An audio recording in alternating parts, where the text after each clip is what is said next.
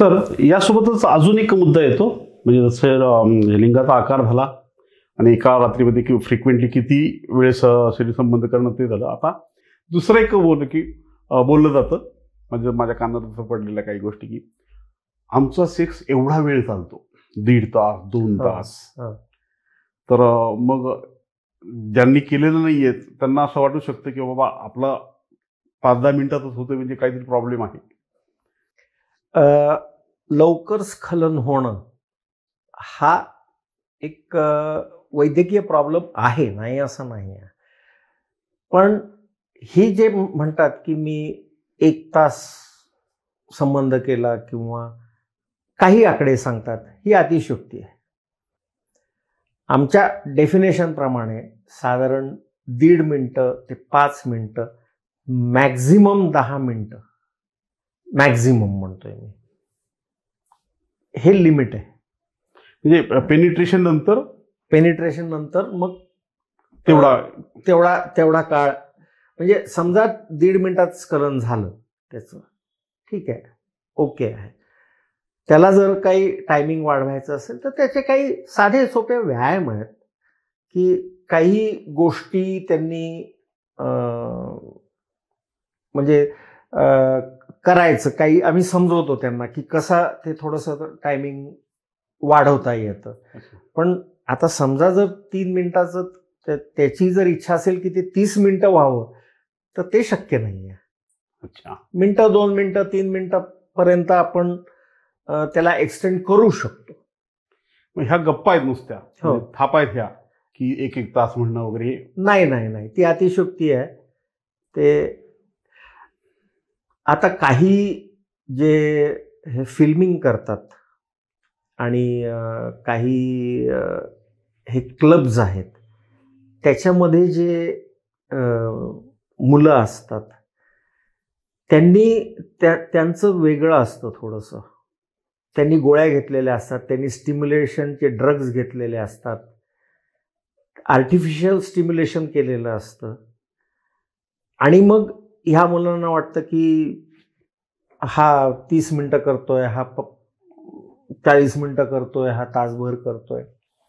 पण ते चुकीचं आहे. ड्रग्ज घेऊन तसा प्रकार करणं चुकीचं आहे. तसल्या प्रकारच्या व्हिडिओज मध्ये जे संबंध दाखवतात अर्ध्या तासाचे, 1-1 तासाचे, ते तर एकतर एडिटेड असतं सगळं. म्हणजे एका शूटिंगमध्ये किंवा एका एपिसोडमध्ये ते सगळं शूट केलेलं नसतं. आज एक 5-10 मिनिटाचं केलेलं असतं, उद्या 5-10 मिनिटाचं केलेलं असतं, आणि ते एडिट करून समोरच्याला वाटतं की किती वेळ चाललाय. हा पहिला भाग झाला. दुसरा भाग, जसं मी मगाशी आता क्लबचं म्हणलं, क्लबमध्ये काही आता आपल्याकडे इथे नाही आहे, भारतामध्ये नाही आहे, पण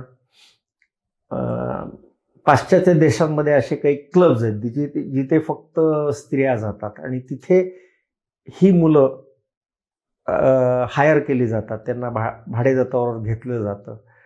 पण ह्यांनी मग ते ड्रग्ज घेतलेले असतात, त्या गोळ्या घेतलेल्या असतात, काही इंजेक्शन्स पण असतात, आणि ते फिल्म्स जे आहेत ते इथे ही मुलं सगळे पाहतात आणि त्याच्यापासून चुकीची समजूत करून घेत असतात. अच्छा. ओके. ह्याबद्दलचा म्हणजे जो गैरसमज पसरतो त्याबद्दल त्याची शहानिशा न करता त्याच गोष्टी खऱ्या समजून ह्या सगळ्या दिशाभूल करणाऱ्या गोष्टी आहेत. अशा खूप दिशाभूल करणाऱ्या गोष्टी या क्षेत्रामध्ये आहेत, ज्याच्याबद्दल मला माहिती द्यायची आहे. खरं दिशाभूल करण्यातून मला पुन्हा आठवलं की थोडंसं मागे जाऊन बोलू. आता लिंगाच्या आकाराबद्दल आपण बोलत होतो, तर मी काही अशा जाहिराती बघितल्या की ज्याच्यामध्ये काही औषधं घेऊन किंवा काही यंत्र वापरून, मशीन वापरून लिंगाचा आकार वाढवता येतो. हे कितपत खरं आहे? नाही, हे साफ चूक आहे. हे फक्त पैसे लाटण्याचे धंदे आहेत. हे जसं मी म्हटलं की मुलं काहीतरी चुकीची माहिती घेऊन डिप्रेस्ड असतात आणि त्या डिप्रेशन पायी मग अशा भोंदू डॉक्टरांकडे जातात आणि मग त्यांच्या त्या ट्रीटमेंटला ते बळी पडतात आणि विनाकारण बराचसा पैसा खर्च होतो त्याच्यामध्ये. ते सगळं चुकीचं आहे. अशी काही यंत्र किंवा असे काही गोळ्या नाही आहेत किंवा असे काही इंजेक्शन्स नाही आहेत जे कायम स्वरूपी तुमचा आकार वाढवू शकतील. अच्छा. हा एक मोठा अपप्रचार म्हणजे इंटरनेटच्या माध्यमातून होतोय. अगदी चुकीचा प्रचार आहे हा. हे साफ खोटं आहे. म्हणजे समस्या नेमक्या कुठल्या प्रकारच्या येतात म्हणजे येऊ शकतात मुलांना? समस्या मुख्यत्वे मुलांना समस्या असते ती शिथिलतेची. दुसरी समस्या असते लवकर स्खलन होतं त्याची. तर आता ही जे शिथिलता येते, शिथिलता म्हणजे ताठरपणा न येणं. ताठरपणा न येणं त्याला मी शिथिलता म्हणतोय. शिथिलता येण्याची बरीच कारणं असतात. शारीरिक कारणं काही आहेत आणि मानसिक कारणं आहेत. आता शारीरिक कारणांपैकी खरंच काही कारणं असतात. आता काही लोकांना डायबिटीज असतो, काही लोकांना काही दुसऱ्या गोळ्या, काही प्रॉब्लेम करता काही गोळ्या चालू असतात. काही लोकांना आता नवविवाहितांची गोष्ट सोडा, पण काही बीपीच्या गोळ्या आहेत किंवा काही मेंदूच्या झटक्याच्या गोळ्या आहेत. हा भाग सोडून द्या. ह्याच्यामुळे शिथिलता येऊ शकते. काही सायकॅट्रिक मेडिसिन्समुळे शिथिलता येऊ शकते. ह्याच्याकडे आपण आता सध्या तो विषय वेगळाच आहे. मी मानसिक जो भाग आहे ह्याच्याकडे जास्त लक्ष केंद्रित करू इच्छितो. जसं आपले थोड्या वेळापूर्वी चर्चा झाली की अपप्रचारामुळे किंवा चुकीच्या माहितीमुळे किंवा काही मानसिक ताणतणावामुळे लैंगिक शिथिलता निर्माण होऊ शकते.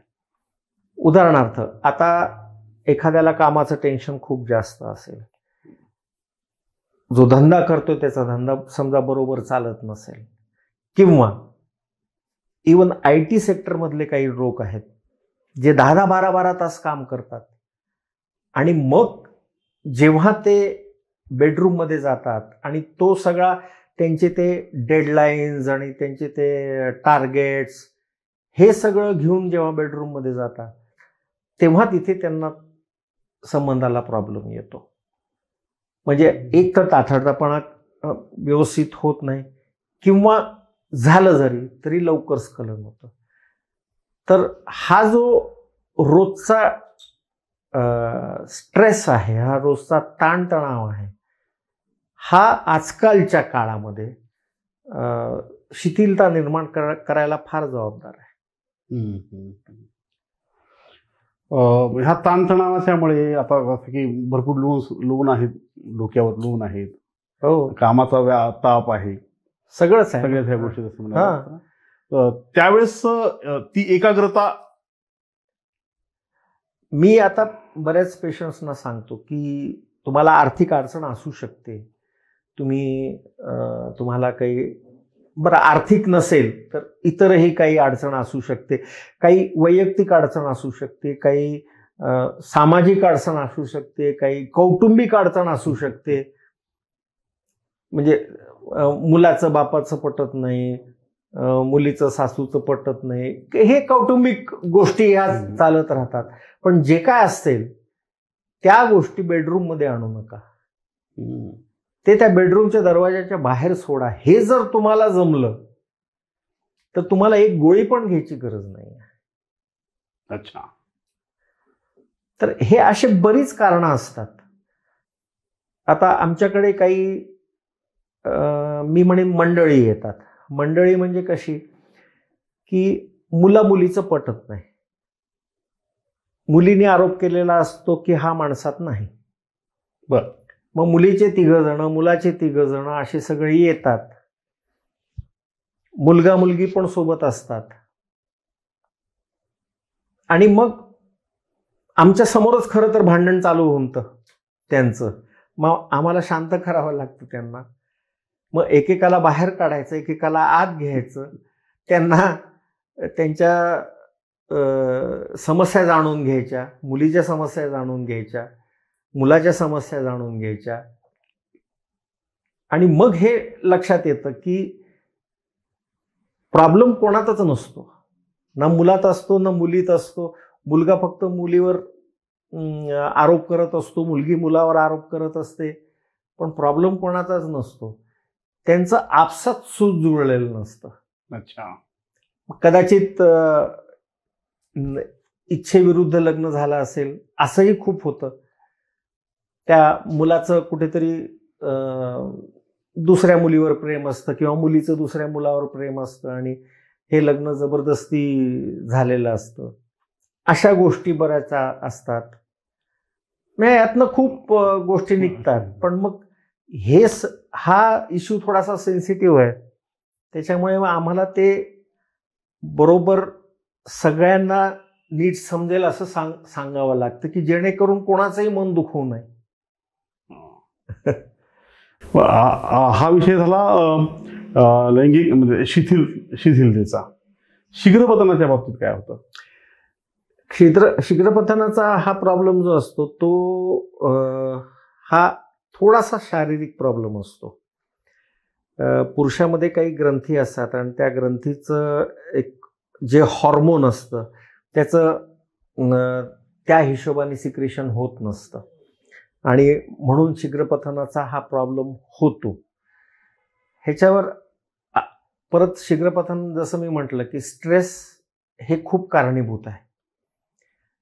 तुम्हाला जर मानसिक ताणतणाव असेल कुठल्याही बाबतीमुळे तर शीघ्रपतनाचा प्रॉब्लेम येतो.